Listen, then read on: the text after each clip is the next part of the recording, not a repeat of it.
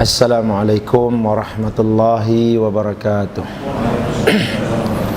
Alhamdulillahi rabbil alamin wal aqibatu lil muttaqin wala udwana illa ala zalimin. Ashhadu an la ilaha illallah wa ashhadu anna Muhammadan abduhu wa rasuluh. Allahumma salli ala sayyidina Muhammad wa ala alihi wa sahbihi ajma'in, amma ba'd. Alhamdulillah, kita ucap syukur banyak-banyak pada Allah Subhanahu wa taala. Pada pagi yang mulia ni kita dapat berjumpa di rumah Allah ini dalam program kuliah duha. Tahniah kepada orang-orang di Seksyen 7 ini kerana anda tidak cukup dengan kuliah waktu malam, tak cukup dengan kuliah waktu subuh, sampai duha pun buat kuliah. Bagus, ya. Jadi macam itulah baru jadi orang mukmin yang berilmu, ya. Cari ilmu, cari rezeki, cari kehidupan dan cari akhirat. Pada malam ini pula pada pagi ini saya nak bawa satu tajuk yang mana ia tafsir kepada ayat Allah Subhanahu wa taala yang berbunyi, a'udzubillahi minasyaitonir rajim, bismillahirrahmanirrahim, sibghatallah wa man ahsanu minallahi sibghah wa nahnu lahu 'abidun, sadaqallahul azim. Celupan Allah. Adakah di sana orang yang lebih baik celupannya daripada celupan Allah? Dan kami adalah merupakan orang-orang yang menyembah dan menyerah diri kepada Allah. Ayat ini pendek je, tapi kalau tak faham dia jadi sasau. Jadi pada pagi ini kita nak fahamkan ayat ini, ya. Baik, tuan-tuan yang saya hormati sekalian, kita dalam agama Allah Ta'ala ni, oleh kerana agama ni Allah punya, maka kita kena faham agama ni ikut apa yang Allah Ta'ala nak faham. Kita kena belajar agama ini ikut apa yang ditunjukkan oleh Nabi SAW. Tak boleh kita cuba nak faham-fahamkan sendiri, ya. Tak boleh kita cuba-cuba nak tafsir-tafsirkan memandai-mandai. Kena ikut tafsiran para rasul alaihissalatu wassalam. Kalau Islam kita pada hari ini kena ikut tafsiran yang dibawa oleh Nabi Muhammad sallallahu alaihi wasallam. Sebab Quran itu dia satu kitab yang turun ayat-ayatnya dalam bentuk yang umum. Nabi lah yang mendetailkannya, ya. Sebab itu Allah Ta'ala sebut dalam ayat yang lain, wa ma atakumur rasul fakhudhuh. Apa yang Nabi kamu bawa datang, apa yang Nabi kamu ajarkan kepada kamu, khudhuh, ambil dia. Wa manahakum anhu fantahu. Dan apa yang Nabi kamu tunjukkan ia sebagai satu larangan, tinggalkan dia. Nah, dalam ayat ini Allah Ta'ala suruh kita ikut Nabi. Sebab apa? Sebab dialah pentafsir kepada Al-Quran. Quran tak boleh dipahami secara sendiri. Kita kena faham melalui apa yang ditunjukkan oleh Nabi SAW. Sebab itu Nabi selalu kata apa? Dia kata apa? Sallu kama ra'aitumuni usalli. Sembahyanglah kamu macam mana kamu tengok aku sembahyang. Sebab ayat dalam Quran tu sikit je tentang sembahyang. Aqimus solah, dirikan sembahyang. Alah, sikit je. Habis nak sembahyang macam mana? Nabi kata, aku datang ke dunia ni, Allah Ta'ala bagi aku tugas untuk tafsirkan Quran. Tengok macam mana aku tafsirkan aqimus solah. Tengok macam mana aku semayang. Kita pun, oh macam ni semayang. Baru kita faham ayat aqimus solah tu. Sebab itu kita tak boleh faham Quran melalui cara sendiri. Nak faham Quran, buka kamus Dewan, mana boleh. Tu. Nak faham dewan, buka cerita-cerita penipu lara, mana boleh. Nak faham Quran mesti tengok macam mana Nabi tafsirkan Quran. Sebab dia diturunkan ke dunia ini sebagai pentafsir kepada Al-Quranul Karim. Jadi kita kena faham Quran ikut apa yang Nabi faham lah. Tak boleh ikut cara kita. Tak tahu. Ya. Kalau kita tengok dalam sejarah Islam, di sana ada usaha-usaha yang telah berlaku sejak daripada zaman Nabi lagi, yang cuba membawa aliran-aliran yang baru di dalam memahami agama Islam. Itu ketika Nabi SAW masih lagi ada tu. Dah timbul dah kumpulan-kumpulan yang cuba memahami Islam ikut cara dia. Ingat tak hadis yang biasa tok guru kita baca? Satu hari Nabi SAW duduk dalam rumah. Rumah Nabi ni bukan macam rumah kita kat Seksyen 7 ni, ya. Oh, memang batu betul, hantuk kepada lutut, pecah berlutut. Ya. Rumah Nabi tu alah simple aja, ya. Pelepah kurma, letak batu, tanah-tanah disusun gitu je. Jadi apa yang dibualkan oleh orang di luar, Nabi dengar kat dalam rumah. Nabi duduk dalam rumah, Nabi dengar orang di luar cerita apa tau? Orang di luar bercerita, Nabi kita tu ya kekasih Allah. Allah Ta'ala jamin syurga, tapi dia punya ibadat, ya Allah, sampai bengkak-bengkak kaki. Itu dijamin syurga sampai bengkak kaki. Kita ni tak ada apa-apa. So kita kena buat lebih hebat daripada Nabi lagi. Oleh itu aku tak nak kahwin. Tak nak kahwin aku. Sebab bila kahwin ni susah nak beribadat. Kita bukan ahli, kita bukan dijamin syurga. So kita punya ibadat mesti lebih hebat daripada Nabi. Sebab itu aku tak nak kahwin-kahwin. Kalau kahwin, siaplah. Baru nak pegang tasbih, abang, pergi kedai santan dah habis. Kita pun pergi kedai itu, satu kedai, dua kedai, 1 jam habis. Balik rumah badan dah panas, itu nak kena mandi, habis masa lagi. Lepas mandi, lapar pula, makan pula. Lepas makan, ngantuk, tidur, habis ibadat. Oleh itu aku tak nak kahwin. Senang, aku boleh duduk etikaf kat masjid, supaya ibadat aku ni hebat daripada Nabi lagi. Oh, hebat tu, ya. Yang kedua pula kata, aku tak nak tidur malam. Aku nak beribadat sepanjang malam, tak nak tidur. Sebab Nabi ahli syurga, dia beribadat sampai bengkak kaki. Kita ni tak bengkak kaki pun tak apalah, asalkan kita beribadat sepanjang malam, tak payah tidur. Aku jenis macam tu. Yang ketiga pula, aku nak puasa je, tak nak buka-buka. Betul, hari-hari puasa. Hari Ahad pun puasa, Sabtu pun puasa, Jumaat pun puasa, semua puasa. Sebab Nabi ahli syurga, dia punya puasa tengoklah. Kita kena jadi hebat daripada Nabi lagi. Nabi dengar dalam rumah tu orang bawa aliran baru dalam Islam. Ni aliran baru ni, gatal telinga Nabi. Ya? Alhamdulillah pada ketika itu, ketika orang cuba nak mencipta aliran baru dalam agama, Nabi masih lagi wujud. Nabi pun keluar rumah. Siapa cakap macam itu tadi? Kejap. Itu. Ni saya guna bahasa pemudah bicara, kata. Taklah Nabi kata gitu, tapi supaya cepat faham. Ini je. Nabi kata, aku ni Rasul tau. Aku lebih takut kepada Allah daripada kamu takut Allah. Tapi dalam keadaan begitu, aku kahwin. Taklah sampai aku beribadat sampai tak kahwin-kahwin. Aku kahwin. Ramai isteri aku. Aku takut Allah lebih daripada kamu lagi. Aku sembahyang malam, tapi ada waktu aku tidur. Sebab badan kita ada hak. Itu. Hak badan kena ditunaikan. Fa'ati kulladzi haqqin haqqah, Nabi kata. Berikanlah tiap-tiap perkara itu akan haknya.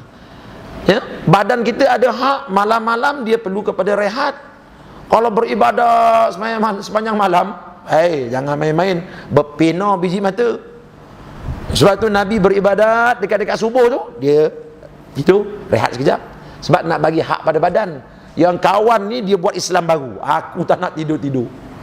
Betul, direct beribadat. Ni yang kau ni pula ni nak puasa tiap-tiap hari ni. Aku takut Allah lebih daripada engkau lagi. Tapi ada kalanya aku puasa, ada kalanya aku tak puasa. Taklah hari-hari aku nak puasa. Nampak tak? Daripada hadis ini apa kita faham? Sudah timbul satu usaha secara tak sengaja mungkin untuk mewujudkan satu aliran baru dalam memahami agama. Nampak? Mujurlah pada ketika itu Nabi SAW masih ada lekas-lekas Nabi pergi betulkan. Nampak tu? Tuan, agama ini terus mendapat ujiannya. Itu pada zaman Nabi SAW. Cuba tengok zaman Sayyidina Abu Bakar. Datang aliran baru. Nabi wafat saja, Sayyidina Abu Bakar jadi khalifah. Timbul satu aliran baru dalam agama. Apa dia? Kami tak nak bayar zakat. Semayang, kami semayang. Puasa, kami puasa. Haji, haji. Tapi zakat kami tak nak bayar. Sebab Nabi SAW dah wafat. Kami bayar ketika dia hidup je. Betul? Dia cakap benda tu pada Sayyidina Abu Bakar. Sayyidina Abu Bakar radhiyallahu anhu, dia tak faham Islam tu macam tu. Dia faham macam mana yang Nabi ajar. Ya? Rukun Islam ada 5. Dia panggil rukun. Rukun ni dalam bahasa Arab ada beberapa makna. Satu, rukun bermakna kenal. Itu kalau orang-orang yang pakunya sampai ke siku tu, maka kenal dalam bahasa Arab dia panggil ar-rukun. Rukun dia panggil. Ya. Dia belum general lagi tu. Dia kalau general dia kata. Rukun ni belum lagi. Rukun juga dalam bahasa Arab bermakna a'midah, makna tiang. Rukun yakni tiang. Sebab tu dia letakkan perkataan rukun, tiang. Dia tak letak perkataan mabda. Dalam bahasa Arab ada satu perkataan nama mabda. Mabda artinya prinsipal. Dia tak guna. Dia guna rukun. Sebab apa? Sebab supaya orang cepat faham. Bila sebut tiang, dia tak boleh hilang satu. Betul tak? Kalau kita pergi Perak, lepas sahabat berenam, kita masuk hutan melintang, kan rumah dah lain lah. Itu rumahnya rumah Perak, tiangnya tinggi-tinggi sebab kawasan banjir tu. Tiang.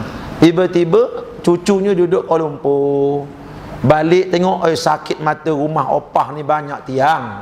Itu 4 tiangnya opah, kita ambil lah gaji, kita gaji satu. Rumah opah dia hilang satu tiang, apa jadi? Rosak sikit ke lingkup semua? Lingkup semua. Itu kata tiang. Jadi kita ada arkanul Islam, tiang-tiang Islam. Maknanya bila tiang kena lengkap semua. Engkau cabut satu, rosak semua. Jadi bila zaman Sayyidina Abu Bakar tu timbul aliran baru, sembahyang, zakat. Tapi zakat tak nak tunai. Sembahyang buat, haji buat. Sayyidina Abu Bakar kata apa? Umar, kumpulkan semua tentera kita. Nak buat apa ya Abu Bakar? Kita serang mereka. Sayyidina Umar kata, kau biar betul Abu Bakar. Mereka ni bukan tak mengucap tau, mengucap. Mereka bukan tak solat. Mereka bukan tak puasa. Cuma tak bayar zakat je. Nampak? Sayyidina Abu Bakar kata, kalau kau tak nak serang, aku serang seorang-seorang aku. Itu yang keluar kata-kata Sayyidina Abu Bakar yang masyhur. Dia kata apa?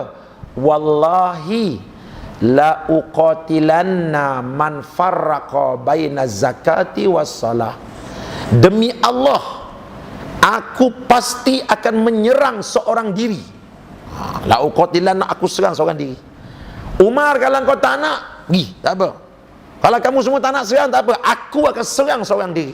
Siapa dia? Man farraqa, mereka yang membezakan baina salati wa zakah, antara solat dan zakat. Sebab apa Sayyidina Abu Bakar hantar tentera untuk serang? Sebab apa? Sebab ini aliran baru dalam agama Islam. Bahaya. Semua benda buat kecuali zakat. Mana ada dalam Islam macam tu? Nampak tu?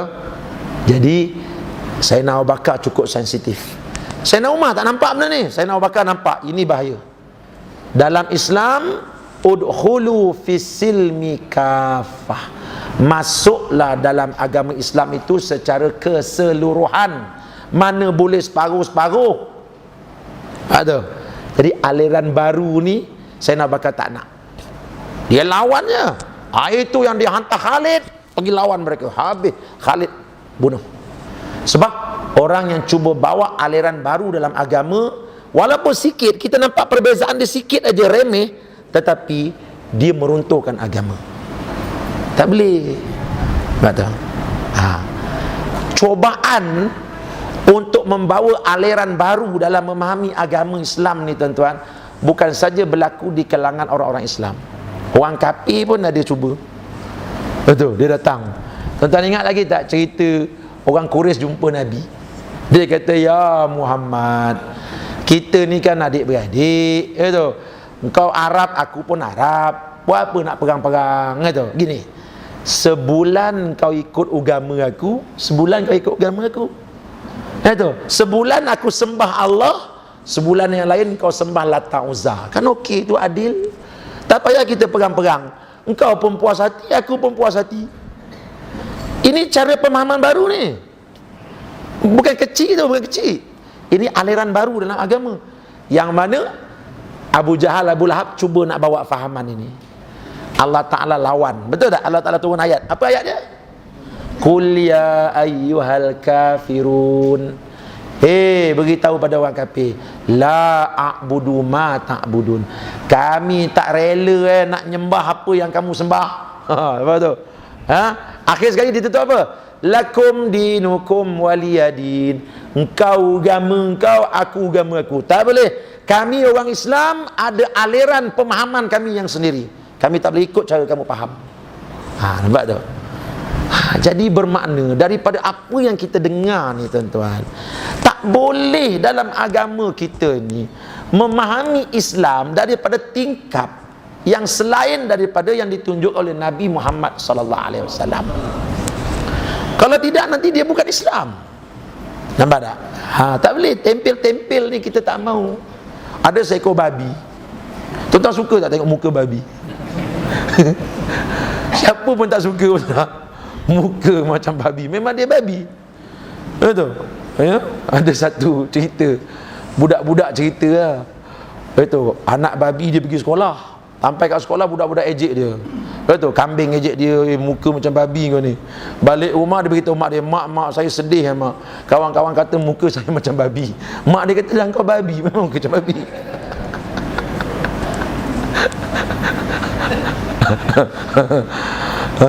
Jadinya oleh kerana muka dia macam babi, ginilah mak dia kata, engkau punya ekor babi, tak apa. Orang tak nampak ekor tu, orang tengok muka. Nanti mak belikan topik. Mak letak muka keldai.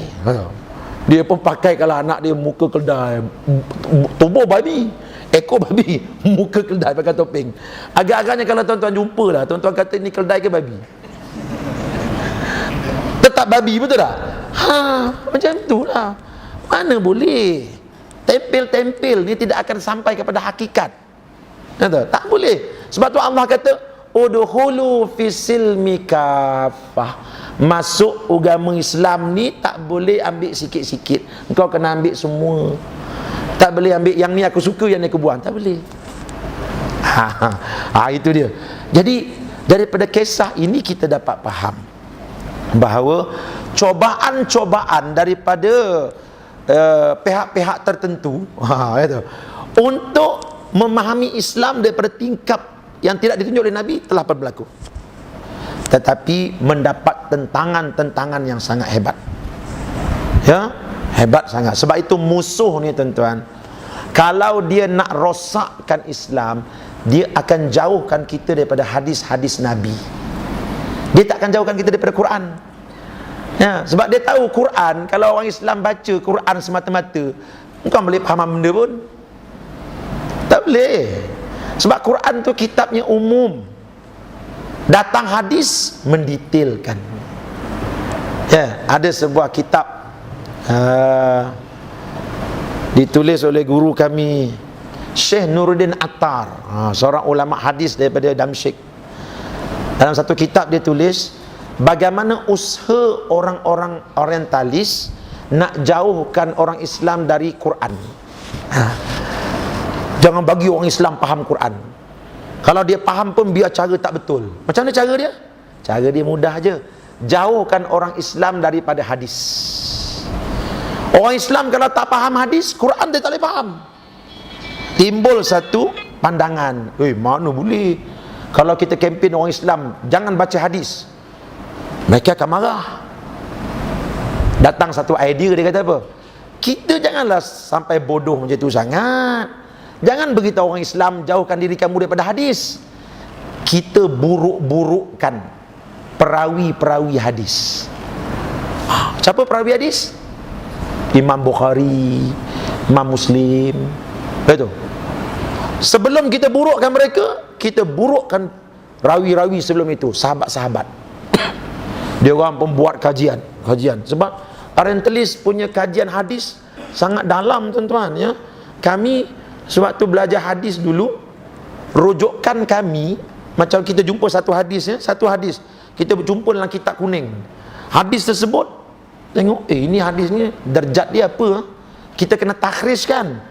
Bila kita nak takhrij, kita masuk kelas yang letak kitab hadis ni, kitabnya beribu. Mana satu aku nak usik ni? Kitab hadis bukan sikit, banyak. Aku nak usik yang mana satu ni? 5 orang orientalis daripada Jerman menyiapkan satu ensiklopedia hadis. Jerman ni dia buat ensiklopedia ni ada 8 jilid. 8 jilid satu-satu tebal ni. Kita pergi dekat situ, kita cari hadis ni, kontop je. Kita buka-buka, dia beritahu kita, hadis ini berada pada Sahih Bukhari dalam bab sekian. Hadis ini berada pada Sahih Muslim, pada Tirmizi dalam bab sekian. Kita buka, tepat. Yang buat ensiklopedia ini ialah 5 orang lelaki Jerman yang mana mereka ni orientalis. Kitab mereka diguna pakai di mana-mana fakulti hadis sampai sekarang. Sebab apa? Sebab memang hebat kitab dia. Dia buat sebenarnya untuk orientalis, tapi terpecah, dapat ke orang Islam, kita bedal lah. Betul? Tapi itulah yang buat mujam, dia panggil mujam hadis. Mujam ni lebih besar daripada ensiklopedia. Ya? Dia nak ceritanya orang kafir punya kajian hadis memang canggih. Bukan macam kita tu. Tanya hadis sahih tu apa? Hadis sahih yang sahih lah, hadis dhaif, yang dhaif lah. Orang kafir punya kajian hadis, masya-Allah, sampai boleh buat ensiklopedia. Nanti kalau saya datang sekali lagi saya bawa. Sebab saya tunjukkan tuan-tuan, ni orang putih buat ni, bukan orang Islam. Tapi kami guna. Memang canggih. Okey. Baik. Mereka kata, mereka kaji. Tengok dia buka dalam Sahih Bukhari. Hadis-hadis dalam Sahih Bukhari lagi-lagi an Abi Hurairah. Cuba betul baca. Ya, cuba buka kitab fadail. Ya, sikit-sikit an Abi Hurairah. Abi Hurairah panjang. Itu. Daripada Sayyidina Abu Bakar adalah seketul dulu. Daripada Sayyidina Ali adalah sikit. Daripada Khalid bin Walid ada satu. Padahal bila mereka buat kajian, Sayyidina Abu Bakar masuk Islam di awal-awal hari Nabi menyampaikan Islam, betul tak ya? Sedangkan Abi Hurairah masuk Islam lambat. Bila dia masuk Islam? Selepas pembukaan kota Mekah pada tahun 6 Hijrah. Dia masuk Islam lambat. Dia dapat hidup dengan Nabi 3 tahun. Sayyidina Abu Bakar masuk Islam awal lagi. Macam mana orang yang hidup dengan Rasulullah 3 tahun, hadis dia berlambak-lambak dalam Sahih Bukhari, sedangkan Sayyidina Abu Bakar duduk dengan Nabi daripada awal, hadis dia adalah 2-3 ketul. Orientalis kata apa? Ini menunjukkan hadis-hadis Bukhari ini ciptaan Abi Hurairah. Apa kita nak jawab? Terlentang kita dibuatnya betul. Nak jawab je lah gitu. Betul. Tuan tengok, bukalah Sahih Bukhari. Abi Hurairah manjang, padahal dia masuk Islam lambat. Mana? Ya, Sayyidina Umar. Hadis Sayyidina Umar, hadis apa? Innamal a'malu binniyat. Itu hadis Sayyidina Umar. Itu riwayat Sayyidina Umar. Itu. Tu je lah yang kita tahu. Yang lain semua Abi Hurairah. Abi Hurairah, Abi Hurairah. Sedangkan Abi Hurairah masuk Islam lambat. Tengok bijak orientalis kan. Dia nak jauhkan orang daripada Quran, dia tak berani. Oi, tinggalkan Quran. Tak berani dia sebab yang tak pandai baca Quran pun marah. Betul tak? Nak suruh orang jauh diri daripada Nabi, marah. Tengok ni baru ni orang hina Nabi. Habis puak-puak yang lawan Nabi pun lawan. Oh, kita buat demonstrasi, dia pun demonstrasi juga. Oh, kami bela Nabi kami tu. Marah. Padahal malam-malam dia ceramah dah hentam Nabi. Betul? Orang nak buat hukum hudud tak boleh. Itu lawan Nabi dah tu. Betul? Tapi bila kata Nabi dihina, spanduk dia naik lebih terang daripada spanduk kita. Ni nak ceritanya bahawa orang Islam kau jangan sentuh Nabi dia. Dia tak semayang, dia minum arak pun dia marah. Tapi kita sentuh dia punya perawi hadis. Jadi dia orang pun buat risalah. Tuan-tuan, Sahih Bukhari tak betul. Sebab apa? Sebab Abi Hurairah masuk Islam, hadis dia banyak. Kita membaca, ya. Pelik. Patutnya anak murid tua lah lebih banyak, betul tak? Anak murid muda tentu sikit. Ini terbalik. Ini hadis-hadis Bukhari ni semua hadis ciptaan Abi Hurairah. Kau orang ni kena bodoh dengan dia. Jadi bila begitu, timbullah rasa tawar hati kepada Sahih Bukhari. Sedangkan Sahih Bukhari ni tuan-tuan, kitab yang mentafsirkan Quran. Habis kalau pentafsirnya dah tawar hati kita nak guna, apa jadi pada Quran? Habis. Nampak tu? Nampak pandai orientalis, fikir. Ya. Mereka ni bukan otak kelikatu, otak fikir. Tu otak kelikatu, bodoh tu. Ya, nampak hebat je kan? Kita letak cili, letak besen bawah, dia pergi pun mati. Dia panggil otak kelikatu. Orientalis dia bijak. Dikaji. Agaknya apa jawapannya? Kita nak jawab balik ni. Itu.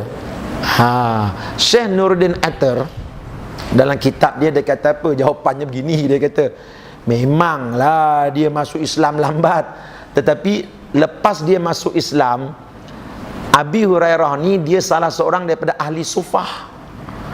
Apa itu ahli sufah? Ahli sufah ni dia bukan engineer, dia bukan businessman, dia duduk di masjid 24 jam. Itu kerja dia, mana Nabi pergi dia ekornya. Cuba tuan-tuan buka hadis macam mana Nabi beristinja dengan batu. Ada hadis kan? Yang tukang ulur batu tu siapa? Maknanya sampai Nabi buang air pun Abi Hurairah ikut. Itu yang kita belajar tentang boleh beristinja dengan batu tu, dengan 3 penjuru, dengan 3 ketep batu. Nabi istinja, Abi Hurairah ada batu tak? Yang ulur tu Abi Hurairah lah tu. Nak ceritanya bahawa Abi Hurairah, Nabi buang air besar pun dia ikut. Apatah lagi Nabi semayang, apatah lagi Nabi pergi jihad. Lagipun ahli sufah, dia kerja dengan Nabi, dia tak ada gaji tu. Dia harapkan kenduri. Lepas Zuhur, kita ada kenduri, suka dia. Kenyang. Yang pergi baca tahlil tu Nabi. Itu. Dia ikut Nabi. Dalam perjalanan pergi tu, Nabi cakap macam-macam, Abi Hurairah dengar je. Tulis. Yang Sayyidina Umar, Sayyidina Abu Bakar ni businessman. Dia orang duduk ni ahli bisnes. Sayyidina Usman bisnes. Orang bisnes lama ke duduk masjid?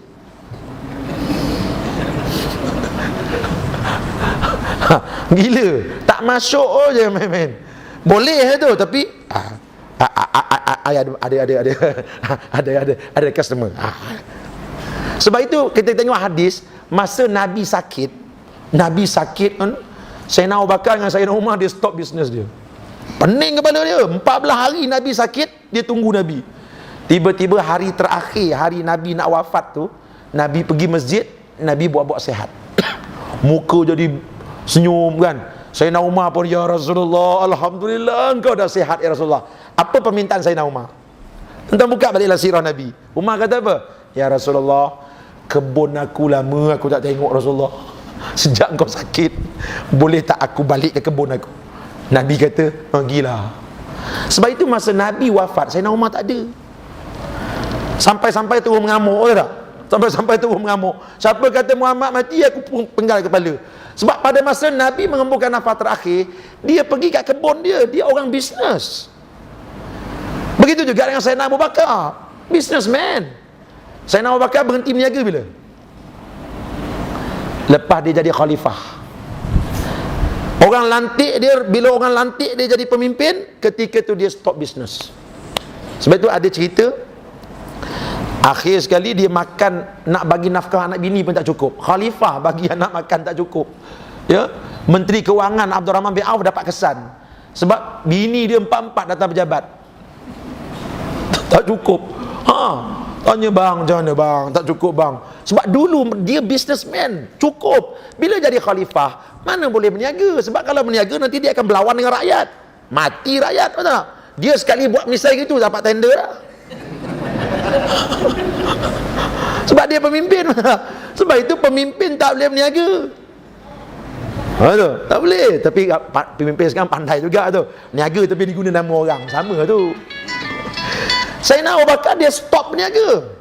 Nak ceritanya pada masa Nabi hidup, dia seorang ahli perniagaan. Bila ahli perniagaan, mana ada di samping Nabi? Dia ada bila? Kuliah maghrib dia ada. Itu. Sedangkan Abi Hurairah ni ahli sufah. Mana Nabi pergi dia ikut. Apa saja Nabi cakap dia catat. Apa Nabi buat dia tulis. Walaupun dia duduk dengan Nabi 3 tahun lebih, tentu dia dapat mencatatkan hadis yang lebih banyak daripada Abu Bakar. Betul tak? Itu dia. Nak ceritanya tuan-tuan, bahawa usaha-usaha untuk menjauhkan kita daripada hadis Nabi sudah dibuat. Sebab apa? Sebab bila orang jauh daripada hadis Nabi, orang tak akan faham Quran. Bila tak faham Quran, maka orang akan tak faham Islam. Bila tak faham Islam, timbullah tafsiran-tafsiran baru terhadap Islam. Dan tafsiran baru yang terbaru dan terkini ini iaitu fahaman Islam wasatiyah. Dah masuk tajuk dah. Islam wasatiyah. Itu. Sekarang ni hebohnya, Maulid Rasul aja wasatiyah. Apa wasatiyah? Tunggak keunggulan ummah. Oh, hebat. Itu. Ya. Mahal hijrah pun wasatiyah. Oh. Saya bila tengok perkataan wasatiyah tu, seronoklah sebab saya mengajar bahasa Arab, betul. Paling tidak orang ramai akan faham bahasa Arab. Wasatiyah, walaupun sebut aliyum menyembuk tak apa. Betul, wasatiyah. Betul. Bagus. Orang ramai dapat faham bahasa Arab.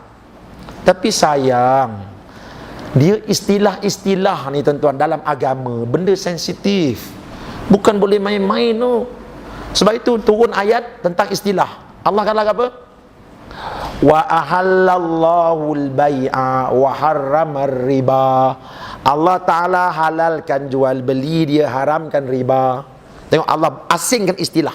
Sebab apa? Orang kafir kata apa? Alah, jual beli pun okey, riba, cara riba pun okey, yang penting dua-dua jual beli. Nampak? Cuma yang ni kalau lambat bayar ada tinggi sikit harga. Itu sama je. Allah Ta'ala turun ayat bagi satu istilah, bezakan. Yang ini namanya riba, haram. Yang ni namanya jual beli, halal. Nampak?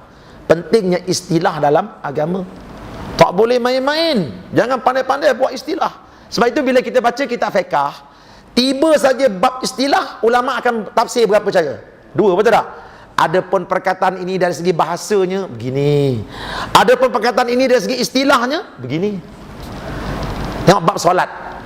As-salatu lughatan ad-du'a. Solat, perkataan solat pada bahasa artinya doa. Amma fil istilah, adapun pada istilah ulama-ulama syarak, solat itu apa? Satu perbuatan yang dimulakan dengan takbir, itu, dan berakhir dengan salam. Salat. Nampak? Istilah kena detail. Dalam nak mentafsirkan istilah pula, datang ulama-ulama mantik, ilmu mantik, yang mana bila kita nak buat istilah takrif, mesti takrif yang jami' lagi manik. Bila kita takrifkan tu, maka takrif tu meliputi segala-galanya, yang akan membuang segala prasangka-prasangka yang lain. Syarat nak buat takrif pun ulama ajar dalam ilmu mantik. Tuan-tuan nak belajar ilmu mantik, nanti saya ajarkan. Ya tu, orang nak kahwin lebih kena belajar ilmu ni. Ustaz tu pandai mantik lah, jaga tu. Ya tu, ya. Sebab tu di Saudi dia haram ilmu mantik ni. Ya tu. Tapi saya ilmu mantik memang saya minat betul. Saya belajar dengan seorang ulama India. Oh, dah lah India kaki belit, ajar pula ilmu mantik, lagi belit.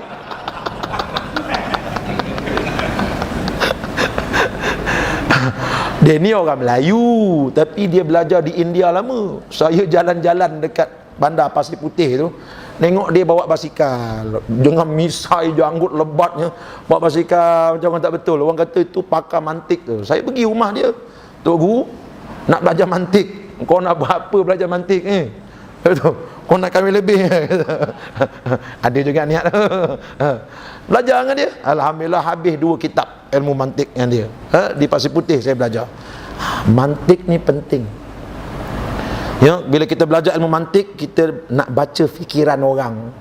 Bila kita belajar ilmu mantik, kita nak belajar bercakap. Cakap kita tu orang tak boleh nak patahkan. Ini penting ilmu mantik. Detail orang mantik, kalau dia cakap perlahan, detail, dia takut nanti salah sikit orang ambil. Sebab tu jangan berdebat dengan orang mantik. Orang mantik kita berdebat dengan dia, dia dengar, dia cari kesalahan dari segi bahasa. Kau salah dari segi bahasa, ngok habis. Tak apa, itu lain kali. Itu lain kali. Jadi tuan-tuan dekat mana tadi? Aduh, lupa dah. Jadi istilah, tak boleh main-main dalam istilah. Begitu juga dengan istilah wasatiyah ni. Jangan kita main-main. Saya cukup marah tuan-tuan. Mereka guna istilah wasatiyah, tiba-tiba letak aja, masyarakat tak faham. Apa itu wasatiyah? Jangan main-main. Kita kena serius dalam bab istilah-istilah ni. You kena beritahu orang wasatiyah lughatan apa dia, wasatiyah istilahan apa dia. Tiba-tiba wasatiyah dia tafsirkan dengan kesederhanaan. Kesederhanaan. Wasatiyah artinya sederhana. Memanglah dalam bahasa Arab, wasat, perkataan wasat artinya tengah. Kata, orang Arab kata apa? Kuala Lumpur, ni dia kata apa? Kuala Lumpur fi hadzal bina fi wasatil Madinah. Bangunan ini di tengah-tengah bandar. Wasat tu artinya tengah. Jadi mereka tengah-tengah sederhana kot. Yalah. Jadi wasatiyah artinya kesederhanaan. Saya pun, engkau orang ambil mana ni? Ke ambil pada Quran. Saya pun cari-cari dalam kamus Quran, jumpa satu ayat wasatiyah. Rupanya memang dia ambil daripada situ. Saya baca risalah-risalah dia pun memang dia guna ayat tu. Ayat apa? Bismillahirrahmanirrahim. Wa kadzalika ja'alnakum ummatan wasata. Demikianlah kata Allah, kami jadikan kamu ya umat Muhammad umat wasata. Dekat situ dia terjemah apa, Ji? Umat pertengahan. Pertengahan. Itu terjemahan. Tafsiran dia bukan macam tu. Sebab itu Quran ni tuan-tuan, itu Tuan Haji buka satu kitab terjemahan, cuba buka terjemahan-terjemahan lain, tak sama. Sebab itu kita tak boleh terjemahkan Quran, haram terjemah Quran. Yang boleh tafsir aja. Ya, sebab tak boleh istilah Quran ni istilah yang ya Allah. Ya. Tambah satu huruf, makna bertambah. Satu huruf, sebab bertambah huruf bertambah kekuatan ayat. Itu cara orang Arab bercakap. Dalam kitab tafsir dia kata apa? Wasat itu artinya adil. Ummatan wasata artinya ummatal adil. Ummatal adil wal khair. Umat yang adil dan sukakan kebaikan. Itu dia. Bukan kesederhanaan. Sebab bila sebut sederhana ni bahaya. Apa jadi kalau tuan-tuan semua jadi lelaki yang sederhana? Apa jadi kita nak jadi sederhana, anggota polis jadi sederhana? Betul? Sederhana, semua sederhana. Ya, nak tangkap perompak tu, you jangan buat macam ni lagi tau. Dosa tau rompak-rompak ni. Tuan, mengapa tak tangkap? Tangkap tu ekstrim sangat, sederhana. Kita nasihat dulu. Bila pula kali kedua tuan nak nasihat dia? Nantilah kali kedua kita nasihat lebih sikit. Kali ke 100 baru kita tangkap dia. Dadah yang dia dah jual dah berlambak-lambak, betul tak? Anak Melayu yang mati dah ramai dah. Nak sederhana. Kalau polis sederhana, habis negara. Sebab tu polis dia ada etika dia. Mana boleh sederhana? Ya, ibu-ibu jangan doakan suami, ya Allah, jadikan suami aku lelaki yang sederhana, ya Allah. Menderita hidup je main-main. Betul, mana boleh tu? Mesti dah, ya Allah, jadikan suami aku jantan yang sejati, ya Allah. Gitu. Betul tak? Nak suami jadi sederhana. Semua benda sederhana. Pening kita. Dulu dia bagi duit belanja sebulan 500, sekarang ni sederhana 250 je bagi. Kita dah biasa pergi sana pergi sini, betul tak? Kuliah sana kuliah sini, isi minyak lagi, mana 500 pun tak cukup. Suami kata saya sekarang ni orang wasatiyah. 250 cukup. Pening kita. Nampak tak? Kan bahaya tu wasat terjemah dengan sederhana. Sebab tu ulama kata wasat itu artinya adil dan khair. Apa makna adil dan khair? Lagi saya ceritakan. Saya nak beritahu tuan-tuan bahawa daripada mana timbul fahaman wasatiyah ini? Dia ada cerita dia. Dia ada cerita dia. Guru saya, Profesor Dr. Muhammad Zuyud, salah seorang pensyarah di Yarmouk University, di Fakulti Usuluddin. Dia punya tesis PhD dia, tajuk dia Berhala-berhala moden. Dia punya musyrif dia Dr. Muhammad Qutub, adik kepada Said Qutub. Dia buat di Ummul Qura University. Dalam kitab dia, dia ada menulis fahaman wasatiyah adalah berhala moden yang diserapkan ke dalam jiwa umat Islam. Said Qutub juga rahimahullah ta'ala, dalam kitab dia yang bertajuk Al-Mu'asarah, dia panggil, bukan gitulah, saya lupa lah nama kitab dia. Kitab itu menceritakan fahaman-fahaman moden sekarang ini, termasuk disenaraikan sebagai fahaman-fahaman moden ialah fahaman wasatiyah. Wasatiyah dalam arti kata sederhana. Baik, tuan-tuan tengok tau. Maksud sederhana yang dikendaki oleh mereka ialah kita nak melahirkan seorang Muslim yang boleh menerima Islam dalam waktu yang sama berlapang dada untuk menerima yang jahiliah. Itu maksud wasatiyah. Ya. Benda ini dibincangkan oleh para orientalis di San Francisco. Ya, mereka bincang bagaimana nak menyekat kebangkitan gerakan Islam. Sebab bila mereka tengok pemuda-pemuda Islam yang ikut gerakan Islam ni memahami Islam tak sama macam orang tua-tua mereka. Kan lain kan, kita faham Islam tak sama macam orang tua-tua di kampung tau. Saya di kampung, orang Melaka, ya, bila raya balik kampung tu, saya ada 5 anak dara. Saya katakan anak dara saya, engkau sampai rumah nenek engkau jangan buka tudung. Sepupu-sepupu lelaki engkau ramai, berdosa, haram tu. Dengar pesan baba. Baik baba. Jadi anak-anak bapa saya jagalah tudung dia. Engkau tidur pun jangan buka tudung. Faham tak? Sebab bila balik kampung tidur berlambak gitu je. Betul. Nenek bukan ada bilik tidur tu. Dia rumah Melaka ni lambak gitu je. Malam raya One Malaysia tidur lambak gitu. Saya pesan, kau buka tudung kau siap kau. Balik ke Lumpur ayah piat nanti. Betul. Kau jangan, sepupu-sepupu lelaki kau ramai. Balik kampung memang betul. Betul. Kakak saya bawa balik anak bujang dia. Abang saya bawa balik anak bujang dia. Jadi pangkat anak bujang dia dengan anak perempuan saya apa dia?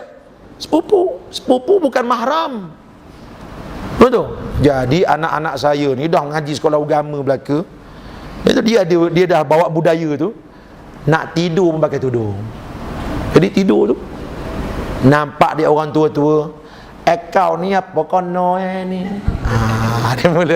Dia buka silat dah. Apa kono kau ni berkelubung, nak tidur pun berkelubung macam ni. Lomeh nak tengok bukalah tudung untuk kita ni nak tidur. Nek tak boleh nek. Oi, ni bukan mahram kita ni. Alah, kita sama-sama kita yo. Ini sepupu kau ni. Dulu masa kecil-kecil lu mandi semua tak pakai kain. Betul. Masa kecil-kecil lu dengan sepupu, betul tak? Sepupu perempuan kita biasa je mandi tu. Mak dia mandi dengan kita berdua dalam besen sama-sama, betul tak? Engkau tak pakai seluar, aku tak pakai seluar. Betul? Alah, kita ni sama-sama kita yo. Entah janganlah nak kelubung-kelubung gitu. Tapi bila tiba waktu semayang, nenek datang. Eka kalau tak semayang dan rondam dalam besen ni, mayang tu. Anak-anak cucu pun Allahu Akbar. Semayang jaga, tapi aurat terima aurat jahiliah. Nampak tu? Dia terima Islam, dalam waktu yang sama dia boleh terima jahiliah. Ini makna wasatiyah yang dikendaki oleh musuh agama Islam. Dia tak mau lahirkan orang Islam yang faham Islam secara totok. Dia tak mau. Sebab ini bahaya. Sebab kalau mereka faham Islam secara yang Muhammad ajar, kata mereka, dia akan faham Islam ini ialah ibadah, Islam ialah akidah, Islam adalah undang-undang, Islam adalah jihad. Habis. Akan lahir nanti pejuang-pejuang hudud. Kami nak hudud, kami nak pelaksanaan syariah. Ini bahaya. Kita nak orang Islam yang rajin pergi masjid, kayu sugi letak besar-besar pun tak apa. Letaklah besar mana pun. Itu. Gosoklah dalam saf tu. Kita nak lahirkan orang Islam macam tu je. Betul? Yang berdisiplin dan beretika, tapi dalam waktu yang sama hudud. Kami nak gosok gigi je.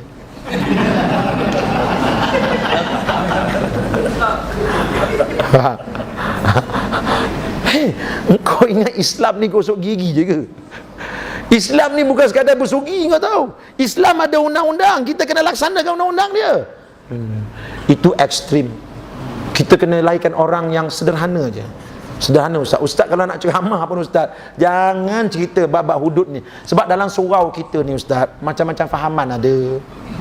Ada biru, ada hijau, nanti tersinggung yang biru tu Ustaz.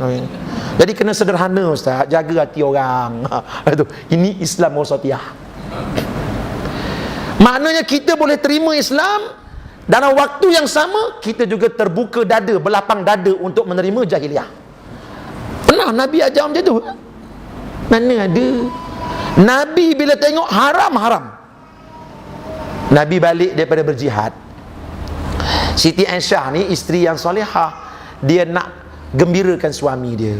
Jadi sebelum Nabi balik tu, dia kemas kusyen ni, dia letaklah tempat alas kusyen tu, Nabi nak sandar tu, ada satu kain. Kain tu ada gambar rimau.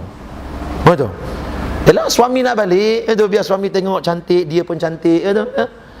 Nabi balik, Aisyah pergi ambil air, sampai kat dapur Nabi tengok, Aisyah, ni apa benda ni Aisyah? Ada apa ya Rasulullah? Ni apa gambar-gambar kat kusyen ni?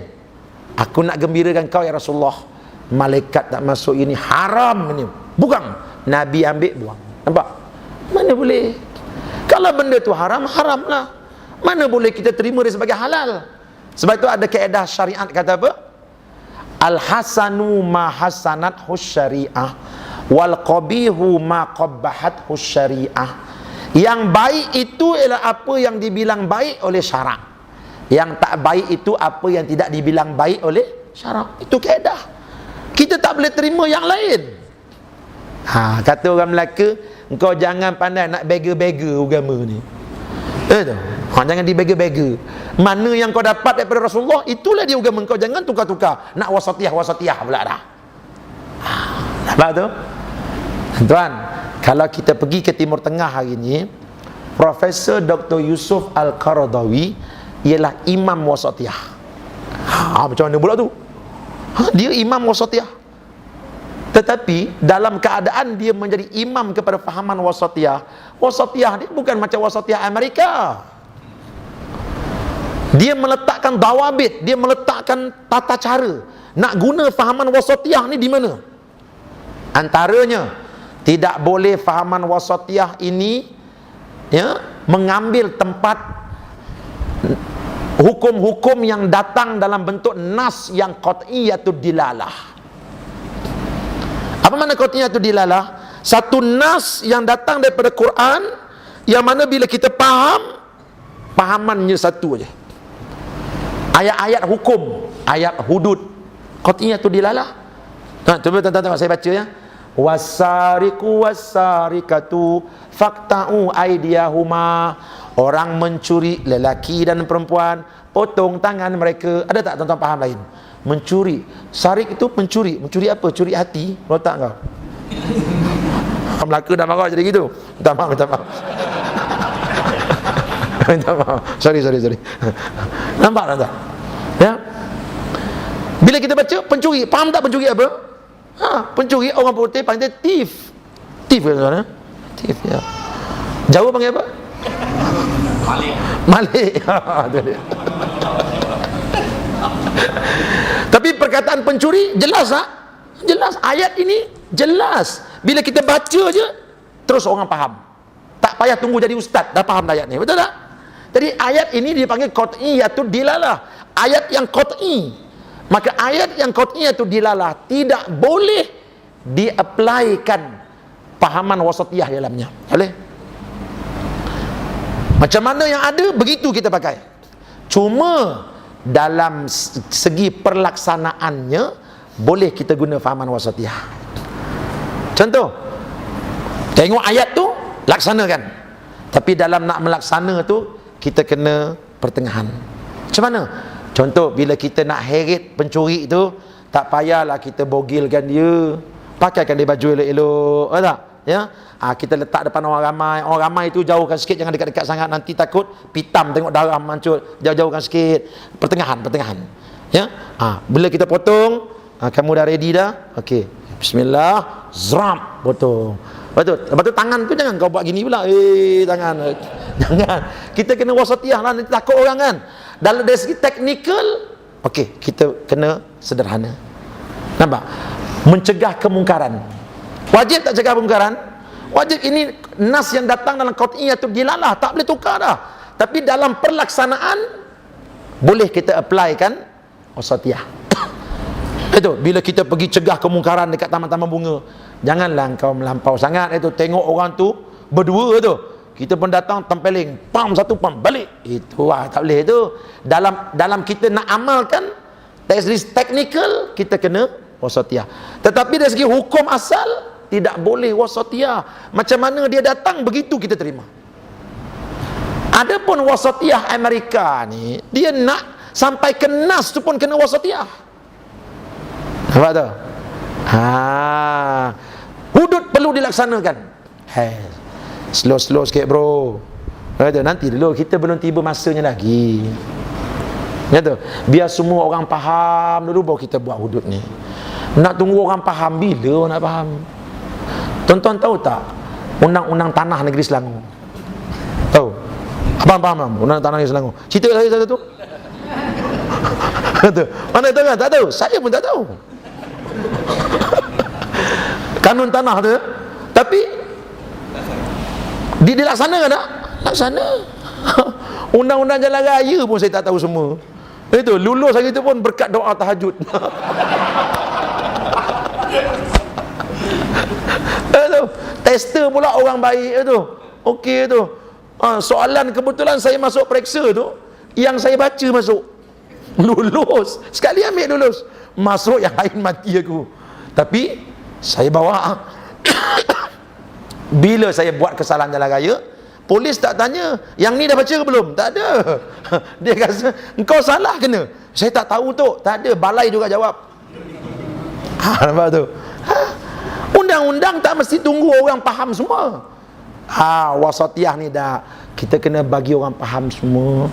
Itu. Lagipun kita ni negara majmuk, nanti orang ni tersinggung pula. Kita pertengahan. Yang penting ada undang-undang. Tak boleh. Was kita faham begitu. Saya lagi takut tuan-tuan, bila fahaman wasatiyah ini tidak dipahami dengan betul, akhir sekali kita jadi Tuhan, Tuhan jadi makhluk. Bahaya. Agama terpaksa tunduk pada manusia sebab pahaman wasatiyah ini. Macam mana jadi? Tengok ni. Sekarang ni Allah Ta'ala sebut dalam Quran, lidzakari mithlu hadzil unthayain.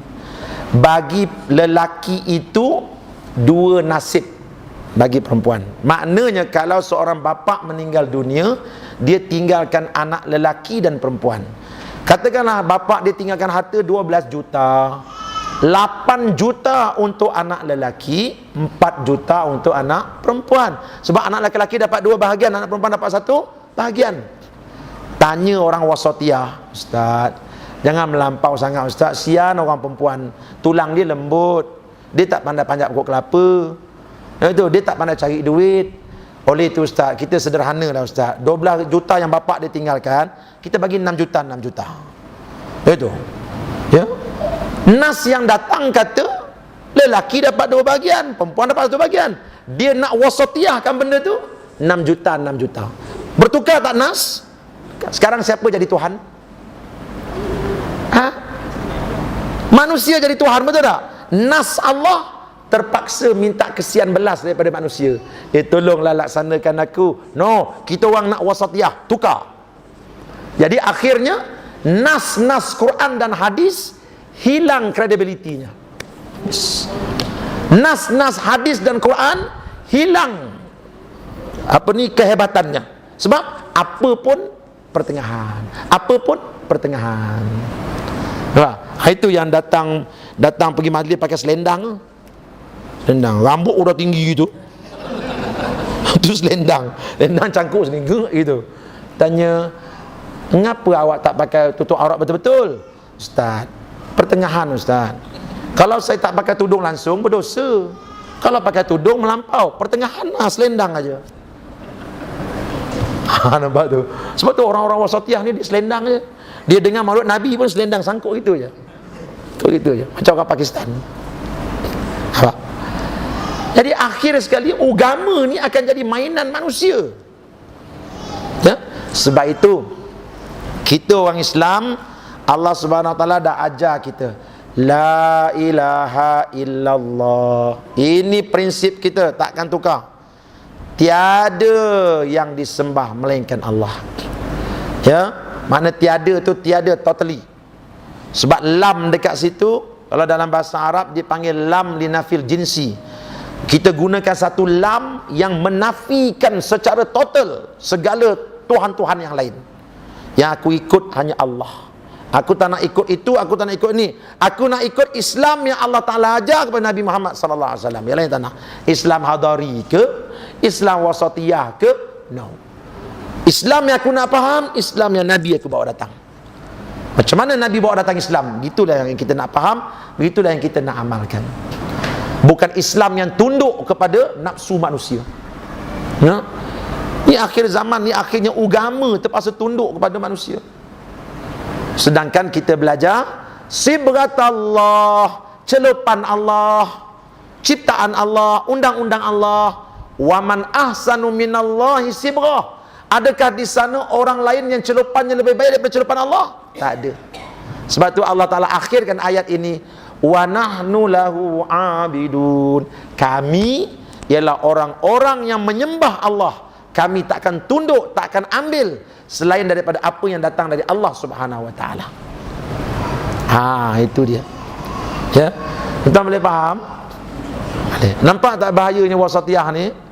Nampak. Namun begitu tuan-tuan, Islam itu sebenarnya sifatnya wasatiyah. Tapi wasatiyah Islam bukan macam yang Amerika faham. Amerika faham wasatiyah artinya boleh terima Islam, waktu yang sama terbuka dada untuk menerima yang lain daripada Islam. Itu yang mereka nak. Ya? Tapi kita, wasatiyah kita ialah keadilan. Ummatan wasata artinya umat yang membawa keadilan di atas muka bumi Allah. Itu mana ummatan wasata. Bukan umat yang sederhana. Ya. Gitu. Jadi sederhana kita ialah adil. Sebab itu Nabi SAW dalam kehidupan dia bawa keadilan aja. Betul. Tapi agaknya hari ni istilah keadilan tu mereka allergic. Betul. Nak terjemah wasata artinya keadilan. Oh, allergic, gatal-gatal badan. Itu dia pun terjemah sederhana. Agaknya begitu. Itu agaknya. Itu mungkin juga. Itu orang kalau dah takut ni macam-macam dia jadi. Itu itu pokok buluh katanya hantu tinggi. Itu buluh kan panjang tu. Aku nampak hantu tinggi. Bukan hantu tinggi tu buluh. Orang dah takut. Ya, tuan-tuan tak takut ya? Alhamdulillah, tuan-tuan semua berani. Bagus, kita dah dekat ni tuan-tuan. Baiklah. Jadi tuan-tuan, Islam yang kita nak ni adalah Islam yang Nabi ajar. Udkhulu fis silmi kafah, masuklah Islam secara menyeluruh, semua sekali. Tak nak tempel-tempel, kita tak mau. Sebab itu tuan-tuan, perjuangan ke arah ini adalah perjuangan yang wajib. Ada orang tanya saya, Ustaz, sebenarnya wasatiyah ini dia ialah terjemahan daripada kaedah fiqh. Ada satu kaedah fiqh, kalau tak boleh buat semua, jangan tinggal semua. La yudraku kullu, la yutraku jullu. Benda yang tak boleh buat semua, jangan tinggal semua. Ini kaedah fiqh. Jadi Ustaz, daripada tak buat semua, baik kita buat sikit. Daripada tak pakai tudung, baik pakai selendang. Oh, kata kau memang bijak lah ulama fiqah kau ni. Oh, dia sempat lagi cari kaedah fiqah tu. Oh, terror betul kau ni. Ustaz, ulama-ulama fiqah kata apa? Benda kalau tak boleh buat semua, jangan tinggal semua. Kita tak boleh laksanakan hudud, kita buat undang-undang keluarga Islam, mudahlah Ustaz. Paling tidak ada Islamnya. Nak buat semua tak boleh. Tuan-tuan, kaedah fiqhiyah dia bukan sumber hukum. Sumber hukum dalam Islam apa dia? Quran, hadis, qiyas, ijma'. Betul tak? Kaedah-kaedah ini, kaedah-kaedah fiqh yang dibuat oleh para ulama, bukan boleh di-apply kepada semua masalah. Baik, kalau tak boleh tinggal, tak boleh buat semua, jangan tinggal semua. Dia boleh di-applykan kepada masalah begini. Seorang mu'alaf masuk Islam pada pukul 1 tengah hari. Itu dia jadi orang Islam. Zuhur masuk 1:05. Wajib tak dia sembahyang zuhur? Wajib, betul tak? Tapi apa benda nak dibaca? Betul tak? Saya tak tahu baca apalah bang. Kalau tak boleh buat semua, jangan tinggal semua. Sekarang you sembahyang, kita orang bongkok, you bongkok. Kita orang sujud, you sujud lah. Kita orang pandang kiri, you pandang kiri. Boleh? Dia pun boleh. Itu maksud dia. Jangan sampai tak semayang, kau ikut aja. Tapi lepas 3 hari dia masuk Islam, boleh ke dia buat macam tu lagi? Tak boleh. Dia dah kena beli buku, dia dah kena baca rukun semayang, dia kena tahu, yang membatalkan semayang dia kena tahu. Itu maksud dia. Bukan selama-lamanya kalau tak boleh buat semua, jangan tinggal semua. Mak sedap lagi itu. Itu yang kita buat Islam ni Ustaz, sekadar undang-undang nikah kahwin aja. Ya Ustaz ya, yang lain kita tak buat. Sebab apa? Kita mengamalkan kaedah, kalau tak boleh buat semua Islam, jangan tinggal semua. Kan ambil sikit. Kau memang ulama fiqah lah kau ni, terror. Mana you kau belajar? Ya. Jadi tengok tuan-tuan. Jadi kita kena faham Islam dengan cara yang betul. Sebab itu pengajian-pengajian agama ni sangat penting. Penting sangat. Sebab itu mereka takut bila tengok masjid-masjid diimarahkan dengan majlis-majlis ilmu. Dia takut dengan tuan-tuan ni. Dia orang ni tak cukup dengan kuliah maghrib, subuh lagi, duha pun nak buat kuliah lagi. Bahaya ni. Mereka duk teropong daripada atas bukit tu, tengok gitu. Bahaya ni, bahaya. Sebab apa? Soal kalau orang faham Islam yang sebenar, lingkup dia. Cuba tengok Fir'aun punya strategi. Fir'aun bijak tuan-tuan. Sebab orang-orang yang nak jadi jahat betul-betul kena ikut Fir'aun. Memang dia pandai. Fir'aun, dia nak kekalkan kuasa politik dia, dia bodohkan rakyat dia. Dia bodohkan rakyat dia. Bila dia berucap aja, ucapan-ucapan semua kebendaan. Sebab itu kita tengok tamadun Fir'aun dahsyat. Tapi dahsyat-dahsyat pun hanya orang bodoh je buat macam tu. Cuba tuan-tuan fikir, piramid yang hebat tu, yang buat piramid ni kalau orang tak bodoh dia tak buat tau. Tempat simpan apa? mayat, lepas tu seluar dalam Firaun. Betul tak? Tuan-tuan pergi dekat muzium mami yang dekat Kairah tu. Selepas dia galinya piramid tu, dia jumpa apa? Dia jumpa baju Firaun itu, gigi Firaun. Bukan ada apa-apa khazanah kerajaan yang penting-penting. Tapi nak buat satu piramid bukan mudah. Tuan-tuan tahu batu buat piramid tu bukan datang daripada Kairah. Bandar Kairah tak ada batu macam tu. Dia diambil daripada kawasan Aswan. Aswan ni jauh daripada Kairah, selatan Mesir tu. Batu yang bertantan tu dipikul dia rakyat dia. Pikul ramai-ramai, pergi buat tempat simpan baju dalam Firaun. Rakyat yang macam mana buat projek macam ni? Rakyat yang telah dibodohkan. Bukan bodoh tuan, dibodohkan. Dibodohkan sebab apa? Sebab Firaun dalam ucapan dia, pembangunan sana, pembangunan sini. Rakyat dia bangun pagi-pagi, pembangunan. Ilmu tak ada. Tak ada ilmu. Apa maklumat ilmu pun tak ada. Sebab itu contoh tengok sejarah purba Firaun, mana ada penghasilan teknologi, sains yang hebat? Tak ada. Itu tuan-tuan pergi Mesir, piramid. Orang bodoh je buat piramid tu. Saya pergi piramid, aku nak buat apa piramid ni? Sekarang ni jadi beban pula kerajaan Mesir nak jaga dia tu. Dia terdedah pada hakisan, nak jaga lagi. Betul? Jadi dia bodohkan rakyat dia dengan cara pembangunan sana. Sebab itu rakyat dia membangun. Yang penting tinggi. Itu dia buat tinggi-tinggi tu. Apa benda pun tak ada. Kaedah ini diguna pakai oleh Fir'auniyah yang ada sekarang ni. Dia beza. Kalau Fir'aun artinya orang Fir'aun tu. Kalau Fir'auniyah, orang-orang yang mewarisi kepimpinan Fir'aun. Dia buat benda yang sama macam Firaun. Sebab itu dia pergi mana-mana, kita menjanjikan 3-4 bilion di sini tuan-tuan untuk buat kawasan ni, bilion-bilion saja, macam Santa Claus. Dia didik rakyat fikir tentang duit saja. Majlis ilmu tak ada. Sebab kalau rakyat berilmu, rakyat berinformasi, khususnya dalam perkara-perkara keagamaan, habis mereka. Sebab itu kita terus semarakkan kita punya majlis ilmu, ya. Belajarlah ilmu agama ini. Bukanlah kita niat nak jadi ustaz pun, kita niat nak jadi orang yang bermaklumat tentang agama. Itu ustaz-ustaz ni bagi saya jadi dah. Kalau tuan-tuan nak jadi ustaz, susahlah saya. Tuan-tuan belajar ilmu agama, pergi meniaga tu, bagi jadi engineer, tapi ilmu agama kita dalami. Saya pula dalam waktu yang sama dah jadi ustaz. Waktu yang sama saya nak belajar ilmu perniagaan. Saya nak jadi macam tuan-tuan juga. Itu tak nak je bersyarah je. Sebab saya pun teringin nak bina empire perniagaan saya, supaya mahat tahfiz saya taklah bergantung pada orang. Sebab saya punya bisnes saja pun untung setahun 5 bilion. Jadi ilmu ya.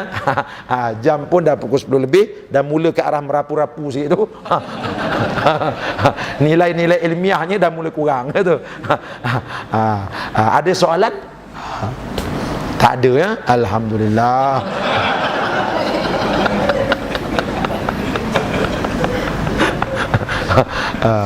Jadi insya-Allah akan datang kita akan bincangkan tajuk-tajuk yang lain pula. Sekarang ni saya nak bincangkan juga, nanti akan datang bahaya maqasid syariah. Tuan-tuan biasa dengar perkataan maqasid syariah? Apa benda pun ikut niat. Maqasid syariah ni ialah kita buat sesuatu ikut matlamat kita lah. Al-umur bi maqasidiha. Ini kaedah fiqh. Segala perbuatan-perbuatan diukur, boleh tak boleh ikut qasad, ikut niatnya. Ini dapat ke mak rempit ni, jangan main-main ni kaedah ni. Mak rempit guna al-umur bi maqasidiha. Segala perkara tengok kepada niatnya. Saya merempit ni ustaz, hukumnya wajib ustaz. Ustaz, sebab niat kita nak jadi pemuda Islam yang berani ustaz. Itu kalau kita buat motor 10 km sejam, ni orang penakut. Kita nak berjihad ustaz. So kita kena belajar baring atas motor, masuk gear dengan tangan, bukan dengan kaki, bawa zoom. Halal ustaz, wajib hukumnya. Sebab apa? segala perbuatan diukur ikut niatnya. Niat kami baik. Oh, ini macam hancur agama. Sebab itu tuan-tuan, perkara-perkara ini perlu diterangkan pada masyarakat, supaya masyarakat tidak tertipu dengan istilah-istilah ahli-ahli agama yang jahat-jahat. Kena ingat tu, sekarang ni ahli-ahli agama telah mula ditarik untuk jadi tukang cebok orang-orang yang zalim ni. Orang zalim berak, oh tu keluar 3-4 kilo, orang-orang agama tolong basuhkan. Tak kira yang keluar tu cair, tak kira yang keluar tu pekat, tak kira, yang penting aku boleh basuh, dapatlah dalam 15,000 sebulan. Orang-orang macam ni lah tuan-tuan akan datang kepada kita, cerita benda-benda yang ala agama. Kita yang tak faham ni, oh begitu, kalau gitu ustaz-ustaz yang datang sebelum ni salah lah ya. Habis kita.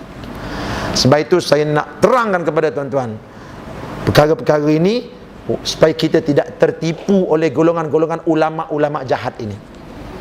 Sebab jarum mereka masuk terlalu seni, terlalu licik, ya, tak dapat dikesan. Melainkan kalau kita banyak belajar, banyak membaca, banyak bermuzakarah, kita akan nampak bahayanya perkara-perkara ini, ya, bahaya. Cuba tuan-tuan tengok orang yang cuba memahami Islam melalui falsafah. Islam ialah agama bersih, Islam mementingkan kebersihan. Bahaya tu. Dia boleh membatalkan hukum tayamum. Tayamum, kalau kita tayamum, dia membersihkan ke atau mencomotkan muka? Tuan-tuan ambil debu, sapu, bukan tambah bersih, tambah comot. Dia bawanya Islam falsafah. Falsafah Islam, Islam agama yang bersih. Betul, habis tayamum makan habis. Ni, kita beristinja dengan batu, boleh tak boleh? Boleh. Dalam fiqah boleh kan? Islam agama bersih, habis hukum beristinja dengan batu habis. Ini usaha-usaha untuk menghakis hukum-hukum Allah sedikit demi sedikit yang kita tak nampak. Sebab mereka tak berani nak suruh kita tinggal hukum Allah secara terang. Siapa pun akan marah. Sebab itu mereka upah ulama-ulama jahat ini untuk mereka cipta perkara-perkara yang seakan-akan agama, tetapi sebenarnya dia racun yang boleh merosakkan fikiran umat Islam. Ini penting, ya. Jadi saya rasa cukup sekadar itu. Banyak-banyak pun nanti terkeliru pula, tuan-tuan pun bukan tulis pun, tapi ini dirakam, ya. Jadi rakaman ini edar-edarkan, supaya ramai orang dapat informasi ini. Kita akan jadi orang yang bermaklumat, insya-Allah. Jadi itu saja. Aku lu qauli hadza wa astaghfirullahal azim li wa lakum. Assalamualaikum warahmatullahi wabarakatuh. Bismillahirrahmanirrahim. Alhamdulillahirabbil alamin wassalatu wassalamu ala Rasulillah wa ala alihi washabbihi ajmain. Allahumma ahyina bil iman wa amitna bil iman wahsyurna bil iman wa adkhilna jannata ma'al iman. Allahumma a'inna ala dzikrika wa syukrika wa husni ibadatik. Rabbana atina fid dunya hasanah wa fil akhirati hasanah wa qina adzabannar. Alhamdulillahirabbil alamin. Tuan-tuan, bagi tuan-tuan yang nak sama-sama mengharungi bahtera jihad bersama saya, tuan-tuan bolehlah letakkan sikit-sikit dalam tong yang ada kat belakang tu, ya. Bukan kami nak meminta, tetapi nak mengajak tuan-tuan melayari bahtera jihad ini bersama-sama. Tak boleh letak RM1, letak RM100, macam itulah, ya. Sekian, Assalamualaikum warahmatullahi wabarakatuh.